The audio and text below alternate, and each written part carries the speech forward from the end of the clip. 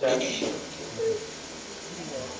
উপস্থিত সাধুগুরু বৈষ্ণব সকলের চরণে দিনহীন অথবে রইল শত সহস্র কোটি প্রণাম। আপনারা আমাকে চরণধুলি দিয়ে কৃতার্থ করবেন, আশীর্বাদ রাখবেন। আপনাদের চরণধুলি আমার কৃষ্ণ কথা হরি কথা বলার পাথেয়। আমি যন্ত্র মাত্রই, যা বলবেন স্বয়ং গুরুদেব আমার জিহ্বায় বসে তার কথাই বলবেন। আমি যন্ত্র মাত্র, আমার বলার কোনো সাধ্য নেই, ক্ষমতা নেই, কিছুই নেই। তিনি যা বলবেন তাই এই জিহ্বায় উচ্চারিত হবে। আর এই কথা বলার মাঝে যদি কোনো ভুল ত্রুটি অপরাধ সংগঠিত হয়, আপনারা নিজে বলে কৃপা করে ক্ষমা করে দেবেন। জয় জয় সাধু।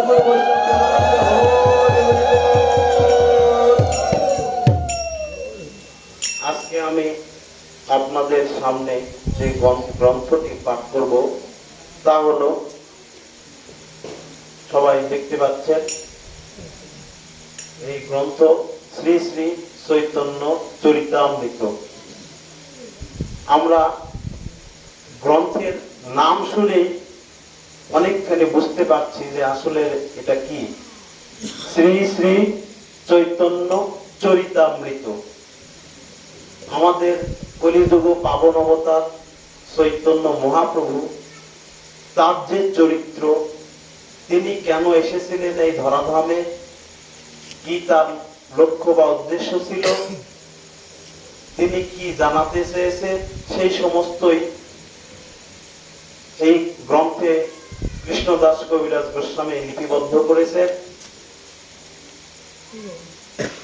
এটা সম্পূর্ণ মহাপ্রভুর জীবন চরিত। মহাপ্রভু কিভাবে, কখন, কোথায় কি সাধন ভজন করলেন, ভক্তদের নিয়ে কোথায় কি সঙ্গ করলেন, সমস্ত কিছুই এখানে রয়েছে। আমরা যদি মহাপ্রভুর সেই অমৃতময় চরিত্র অনুসরণ করে সেই পথে চলতে চাই, চলতে পারি, তাহলেই আমাদের মানব জন্ম সার্থক হবে। সাথে সাথে যে মহাপ্রভু আসলেন, আমাদের মাঝে যে অমৃত তথ্য বিতরণ করলেন, সেটা আমরা ধরতে পারলে, গ্রহণ করতে পারলে আমাদের মানব জন্ম সার্থক হবে। এবং আমরা তার যে অমৃত রূপ চরিত্র, চৈতন্য চরিত অমৃত, এখানে শেষে লিখলেন চৈতন্য চরিতামৃত, একসঙ্গে চরিত্র এবং অমৃত যোগ করে চরিতামৃত। অর্থাৎ তার যে চরিত্র, তার যে চলাফেরা, জীবনযাত্রা, গতিবিধি সবকিছুই ছিল অমৃতময়।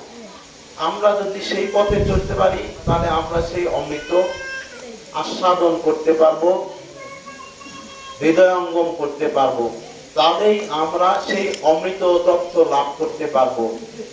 উদ্দেশ্য একটাই, চৈতন্য মহাপ্রভু এসেছেন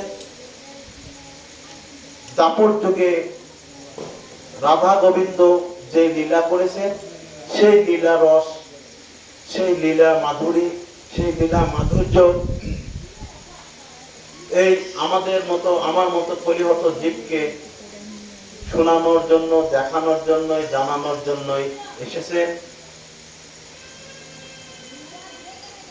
আমরা যদি ভগবান শ্রীকৃষ্ণের চরণ কমল লাভ করতে চাই, তার চরণ সান্নিধ্যে যেতে চাই, তার চরণ সেবা করতে চাই, পেতে চাই, অধিকার লাভ করতে চাই, তাহলে আমাদেরকে এই চৈতন্য চরিতামৃতের অমৃত তথ্য, অমৃতময় তথ্য আস্বাদন করতে হবে, সেখানে অবগাহন করতে হবে। মহাপ্রভু নিয়ে অনেকে অনেক কথা বলেন, অনেকে প্রশ্ন রেখেছেন যে মহাপ্রভু যে কথাগুলো বলেছেন, বাস্তবে কি তার জীবনযাত্রায়, জীবনীতে সেগুলো পাওয়া যায়? যেই রসতত্ত্ব দিয়ে গেছেন, সেগুলো কি তার জীবনীতে পাওয়া যায়?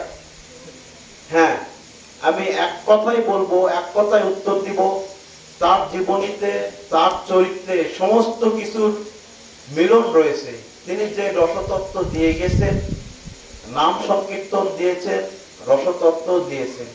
নাম সংকীর্তন দিয়েছেন বহিরঙ্গ ভক্তবৃন্দদের জন্য, আর অন্তরঙ্গ ভক্তদের জন্য দিয়েছেন রসতত্ত্ব। এবং সেই রসতত্ত্ব অনেক অনেক ইঙ্গিত এই গ্রন্থের মধ্যে দেওয়া রয়েছে। একেবারে পরিষ্কার করে বলা আছে এরকম না, কিন্তু তিনি ইঙ্গিত করে গেছেন তার যে রসতত্ত্ব, রসতত্ত্বের সাধন, সেগুলো সমস্ত ইঙ্গিত করে গিয়েছেন। অনেকে প্রশ্ন করেছেন তাহলে তিনি কোথায় এই রসতত্ত্ব আস্বাদন করলেন? তিনি তো গৃহ ত্যাগ করে তার প্রথম স্ত্রী লক্ষ্মীপ্রিয়া যখন সর্পদংশনে মৃত্যু হলো, দ্বিতীয় আবার পত্নী গ্রহণ করলেন বিষ্ণুপ্রিয়া, তাকে ছেড়ে তিনি সন্ন্যাস গ্রহণ করলেন। তাহলে তিনি কোথায় রসতত্ত্ব সাধন ভোজনে নিয়ে আসলেন, বা তিনি কোথায় এগুলো সাধন করলেন? প্রভু স্বয়ং ভগবান রাধা গোবিন্দের মিলিত চৈতন্য মহাপ্রভু, তাকে কখনো কোনো কিছু সম্মুখীন হতে হয়?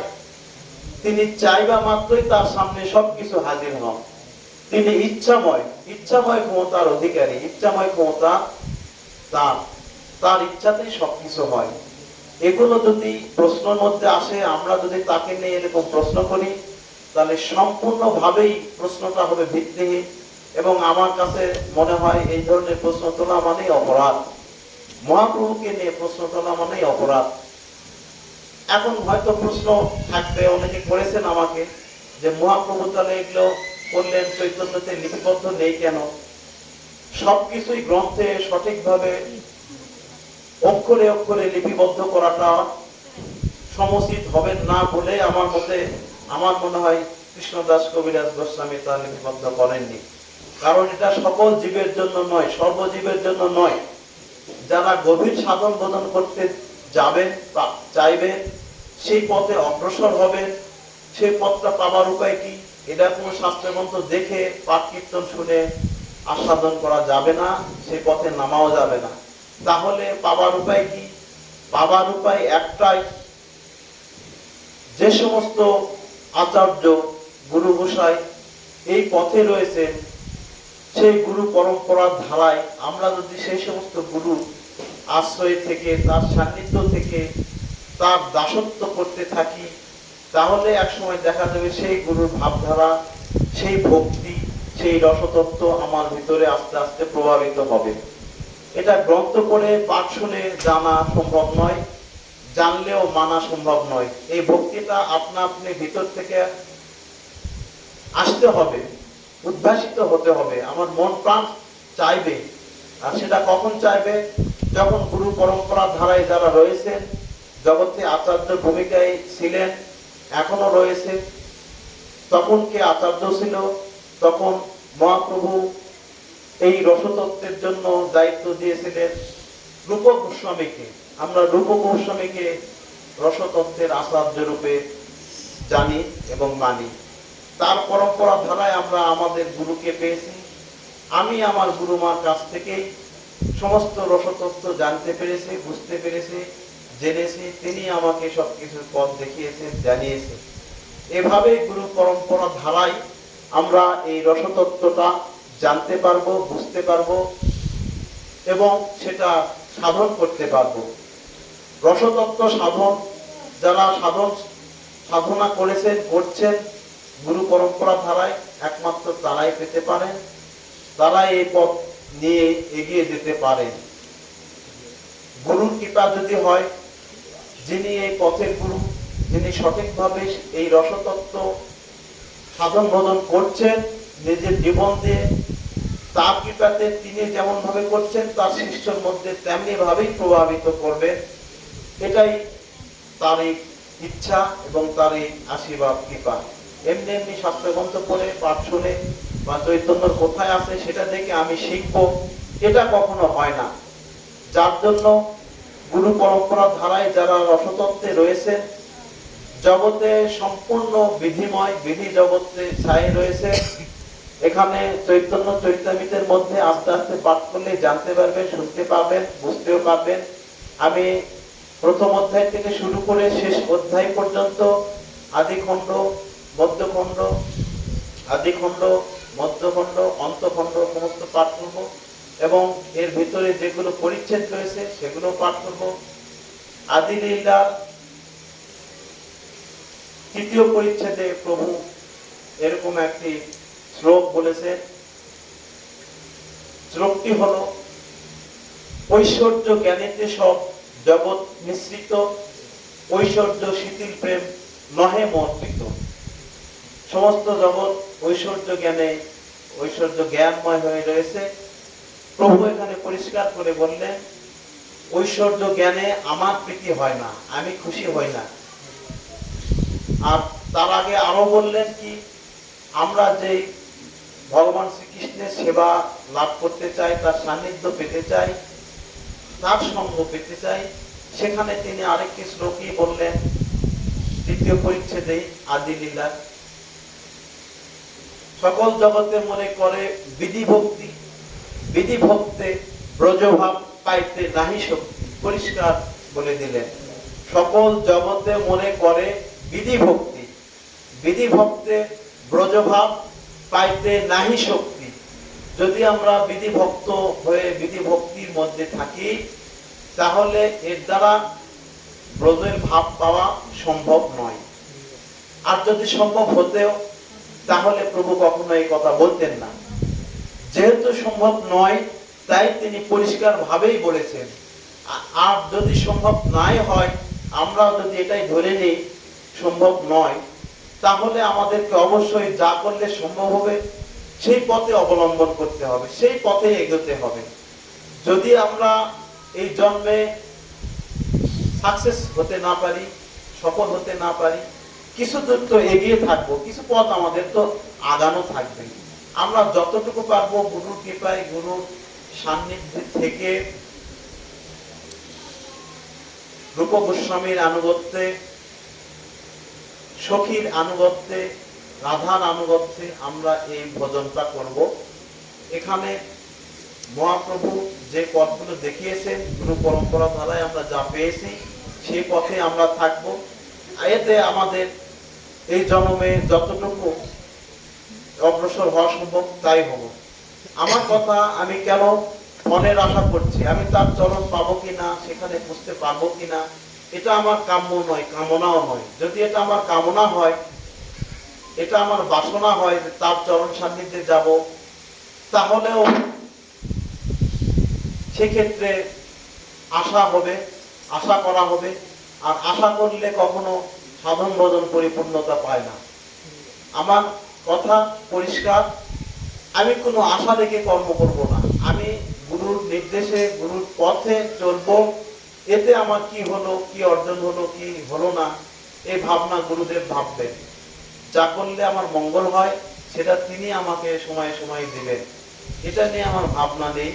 আমার ভাবনা শুধুমাত্র তার পথে চলা, তার নির্দেশ মতো চলা।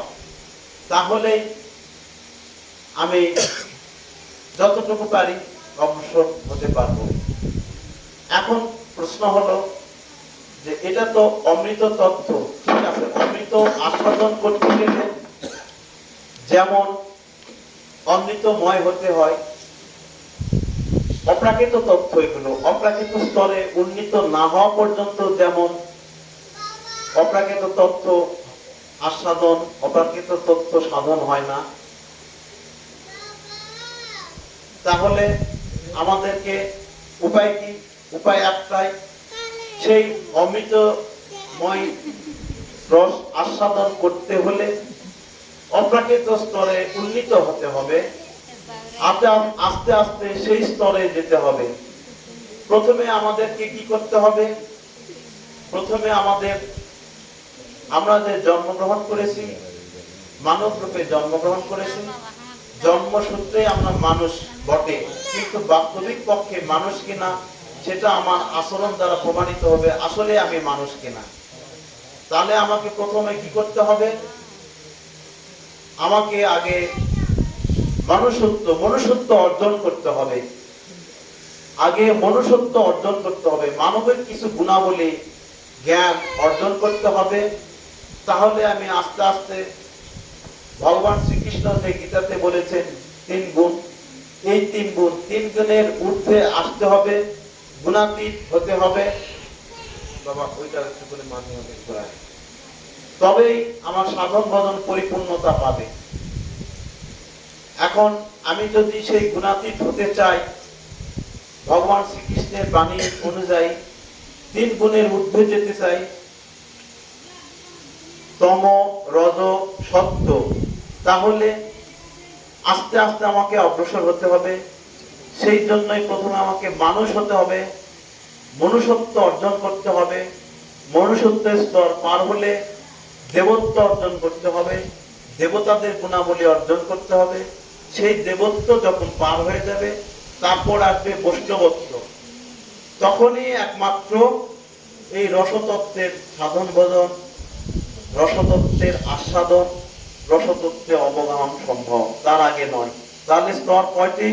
3টি। প্রথমে মনুষ্যত্ব অর্জন, তারপর দেবত্ব অর্জন, তারপরে বৈষ্ণবত্ব অর্জন।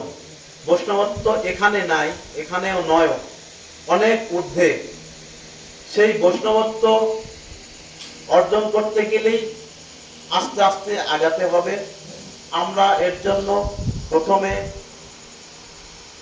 ভগবান শ্রীকৃষ্ণের যে গীতাতে যে নির্দেশনাগুলো রয়েছে, সেগুলো ঠিকঠাক মতো পালন করব। তারপরে চৈতন্য চরিতামৃতের মহাপ্রভুর যে বাণী, যে নির্দেশনা, তার যে মনের ভাব, তার মনের ভাব, তার আচার আচরণই সম্পূর্ণ চৈতন্যের মধ্যে, চরিতামৃতের মধ্যে লিপিবদ্ধ করেছেন রসিক চূড়ামণি শ্রীল কৃষ্ণদাস কবিরাজ গোস্বামী। আমরা আস্তে আস্তে সেই পথেই যাব। আমি আজকে চৈতন্য চরিতামৃতে ভূমিকার রূপে এই কথাগুলো আলোচনা করলাম। এরপরে আস্তে আস্তে আমি চৈতন্য পাঠ করব, সমস্ত চৈতন্যই পাঠ সমাপ্ত করব। যদি গুরু করান আমার দ্বারা, তাহলে সমস্ত চৈতন্য পাঠই একসময় হয়তোবা সম্ভব হবে।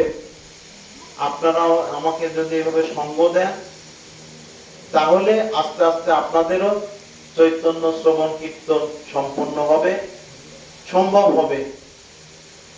সেই আশাতেই আজকে কথা আমি এখানে ভূমিকা বিশ্রামে রেখে একটু চৈতন্য পাঠে অগ্রসর হব। জয় জয় সাধু গুরু বৈষ্ণব প্রেমানন্দে হরি হরি